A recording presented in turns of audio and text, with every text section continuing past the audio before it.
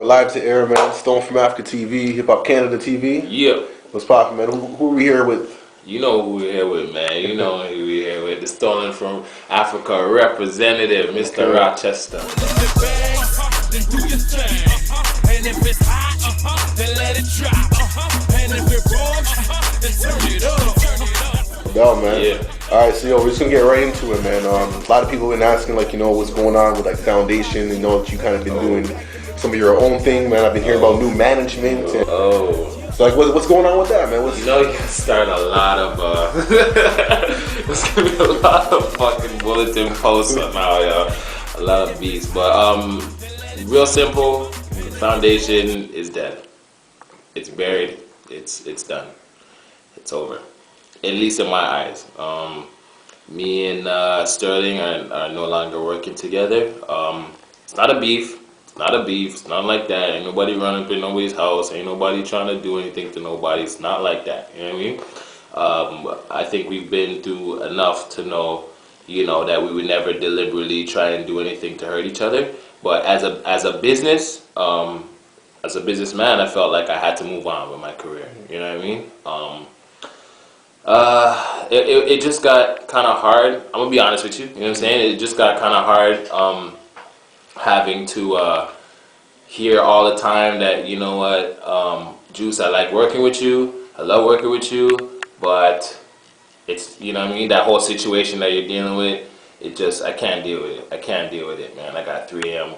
calls from P Plus, T-Rex, you know what I'm saying, threatening me, saying like, if you're gonna work with Sterling, like, I can't work with you, you know what I'm saying? And I'm gonna keep it real, and it's just like, I was defending the man for a very long time, man, but it just got to the point where I felt I couldn't do it within myself, in my heart anymore, so I had to let it go, you know what I mean? And me and the rest of the guys talked about it. Lincoln talked about it. Me and Javon talked about it. He chose to stay with Sterling from last I spoke. I didn't even talk to Javon in that long. You know what I'm saying? That's how you know it's kind of serious. I don't even know where he is. I hope he's doing okay, but I haven't even talked to him. So, but we just chose to move on, man. I hope everybody does okay. No love lost on my end. I just had to do me, plain and simple. Okay. Yeah, man. So I got a new manager right now. His name's Andre, and we decided to start our own label, you know what I'm saying, called Eagle Eye Records, man. And it's me and him, and we taking over the world right now, man. He's never, I'll put out there, he's never, I'm his first artist, put it that way, you know what I'm saying? But he's been a long time friend, and he's a great social person. Anytime you see Andre, that's like you seeing an extension of me, you know what I'm saying? And that was another problem right there. So, he's gonna do great in this industry. A lot of people are loving Eagle Eye. They're loving the new look. They love what we're bringing to the table, and they're loving my new vibe. I was talking to Brian Espiritu from Legends League the other day, and he was like, "Yo, man, you just look different, bro. Like your whole, like, you know what I'm saying? Your persona is just different. Your vibe is just different right now." It's like you know, what's going on? I said, "I got a new team." He's like, "Okay, it must be that, man, because there's something new about you," and I think a lot of people are seeing that too right now. So it's good. What's it gonna be? Excuse me, honey, what's your name and where you from? Let's have some fun. Come with me, I'ma get you drunk. No, that shit sound dumb. Excuse me, I'm just practicing, cause I don't need no accident to happen when I'm macking her. I reached a kind of a breaking point, man, you know what I'm saying? I had one of the biggest singles of the year, which was Pull Up, you know what I'm saying? And I felt like I wasn't getting the love that I felt to deserve, you know? Flow was always backing me, and I think they always backed me to the end, man. You know, shouts out to Justin and everybody at Flow, Scratch and P and everybody in Wayne. Across the board, it was very hard, man. You know, when it comes to, like, Video Fact, and even my label, even Maple Music wasn't even backing me for a record. I don't know how you can show up to a label with, with an award saying you have the single of the year and your song's in heavy rotation, but they don't want to put anything behind it. You know what I'm saying? It was funny to me. So I just felt like, I had to do something. And I had a great song coming up again, which everybody was loving, but still wasn't getting the recognition that it deserved to me. So I took whatever money I had left in my pocket and some of other people's money, you know what I'm saying,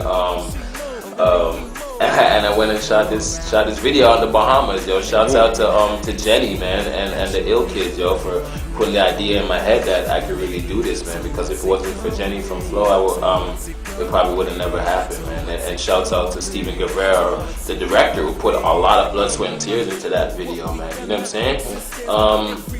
Wasn't the biggest budget video that we shot, but as an artist and as a person, it's what's the word I'm looking for, man?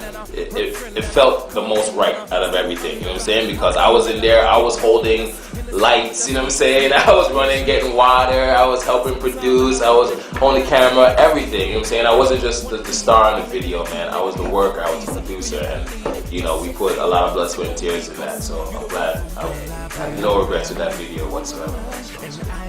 You've been, you know, venture off into all kinds of different things. We touched on a few of them, but for now we're going to talk about like the acting, the film, I guess, sector. Yeah. You ain't know, man. I'm coming for you, man. I'm coming for you. So what's going on with that? I know, like over the weekend you mentioned something about like RT has been working on a film. Yeah, you know, I mean, you know, we ain't 100% that, but I hope RT doesn't get mad at me because he already gave me the word, but it ain't on paper.